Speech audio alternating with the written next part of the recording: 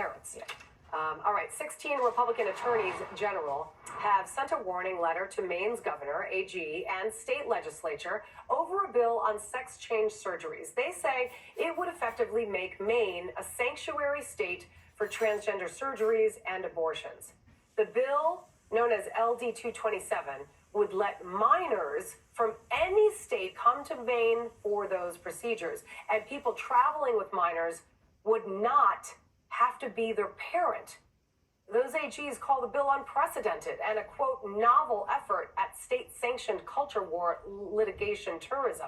They promise we will vigorously avail ourselves of every recourse our Constitution provides.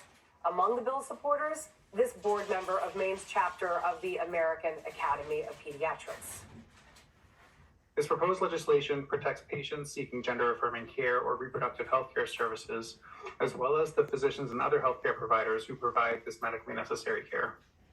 We believe that this legislation is critical for safeguarding the health and well-being of the individuals in our state and upholding their rights to access essential health care. Medical care should not be politicized, but unfortunately, in other areas of the country, that's exactly what is happening.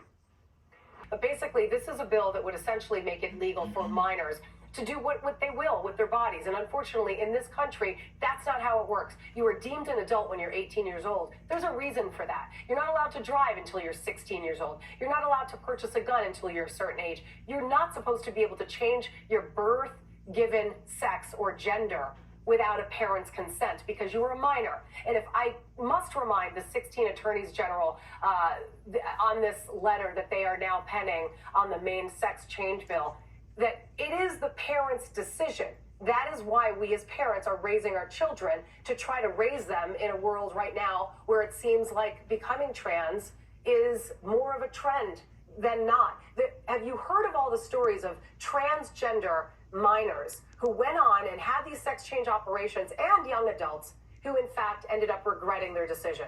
We're going to re-welcome Lauren Libby to talk to me again. I'm sorry that we had issues there with your earpiece. I'm glad you can hear me now. But this is just absolutely outrageous that parents wouldn't have a say in children doing something to their bodies that is quite frankly irreversible.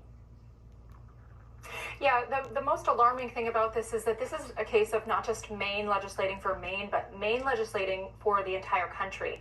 And so this will not affect just Maine children, but also children across the country from sea to sea.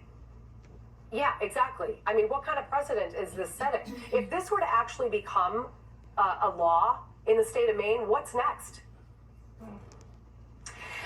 I don't know, but I do know that Maine will get known as a vacation spot, not just for summer tourism, but also for all of the transgender treatments that this bill would allow and in fact would endorse. We would have cases of state-sanctioned kidnapping under this law as written. It goes so far as to say, you know, if you're a parent in Georgia and an aunt decides to bring your child to Maine and you file a suit to challenge that aunt's ability to do so, Maine will actually allow the aunt to sue you, the parents in Georgia, for damages because you're trying to attempt to stop that child from receiving these transgender treatments. And I mean, it's one thing when abortion is banned in your state and you cross state lines in order to get an abortion done. Typically, you do go with an adult. But what's really disturbing here is that it doesn't have to be a parent to bring you over. So there's absolutely no parental consent here. It doesn't even have to be an adult. Is that true? To take you across state lines to get a sex change or an abortion? It's unclear, to be honest, but what is clear is that this bill says that it is your right to access these transgender treatments and abortion services, which means that your right cannot be impeded. So the question of whether it has to be an adult or not almost seems a moot point because that right cannot be questioned. And so whomever it is bringing a child, a minor, whomever to the state cannot be impeded. And that is a huge red flag for me as a parent, as a mom wanting to protect my kids. Crazy. And I'm sure parents across the country. You can't even get a driver's license at first when you get your restricted permit without an adult in the seat, but you can go and have an abortion or a sex change. That makes sense. Lauren Libby, thank you very much for talking to us. Thanks for watching the Faulkner Focus. Outnumbered is after the break.